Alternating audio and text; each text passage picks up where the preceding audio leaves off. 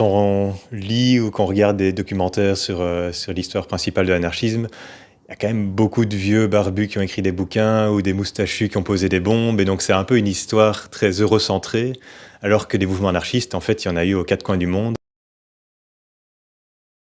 Salut, moi c'est Stéphane et je suis le créateur du jeu. Je dirais que c'est à la fois un objet littéraire et un jeu. Un objet littéraire parce que mis bout à bout, toutes les cartes, ça fait quand même un petit bouquin de 40-50 pages sur les idées, les pratiques, les personnages ou des groupes anarchistes. Et dans les tests du jeu, on s'est rendu compte qu'il y a des gens qui étaient juste passionnés et qui lisaient toutes les cartes une par une jusqu'à la moindre virgule. Par contre, dans les tests, on a vu aussi qu'il y a des gens qui étaient plus à fond en mode «Allez, on défonce le patriarcat» ou «On monte son équipe d'anards pour mettre sa pâtée à la bourgeoisie, au suprémacisme blanc». Et donc voilà, il y a un côté ludique aussi au jeu, quoi. On avait un peu 2 objectifs en tête, lors de la création du jeu.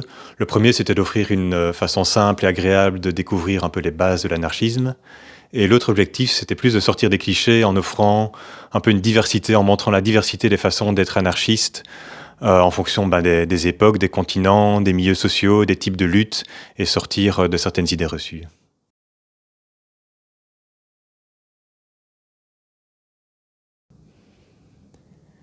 Alors en fait, à la base, donc Barricade, c'est un lieu où se rencontrent, toute une série de tendances, progressistes, on va dire, en tout cas qui luttent pour l'émancipation.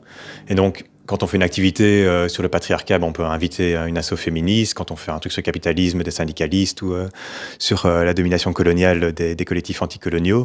Mais alors quand on parlait, d'autogestion ou de un peu de l'État, et cetera, on peut pas trop inviter des anarchistes parce qu'en fait, il y a pas tellement de collectifs anarchistes qui ont pignon sur rue ou quoi. Et donc, par contre, on se rend compte que c'est une tendance vraiment importante des mouvements sociaux.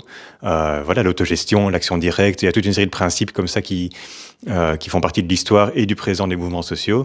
Et donc, on a décidé de faire un cycle sur l'anarchisme, qui a eu un gros succès quand même. Pas mal de gens étaient intéressés et avaient envie d'en savoir plus. Et dans ce cycle-là, on a utilisé des petites cartes, des petites fiches pour rigoler un peu, qui présentaient différents personnages ou différents mouvements anarchistes plus ou moins connus.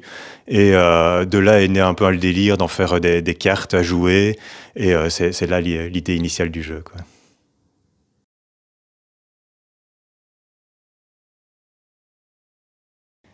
Alors, quand on lit ou qu'on regarde des documentaires sur l'histoire principale de l'anarchisme, il y a quand même beaucoup de vieux barbus qui ont écrit des bouquins ou des moustachus qui ont posé des bombes, et donc c'est un peu une histoire très eurocentrée, alors que des mouvements anarchistes, en fait, il y en a eu aux quatre coins du monde. Et donc l'idée, c'était voilà, de décentrer un peu le regard, de montrer d'autres visages, d'autres luttes, d'autres façons de faire vivre en fait les principes et les idées anarchistes. Et donc voilà, on a tenu à montrer que ce soit par exemple des exilés coréens qui montrent une façon de s'autogérer pour résister à l'impérialisme japonais.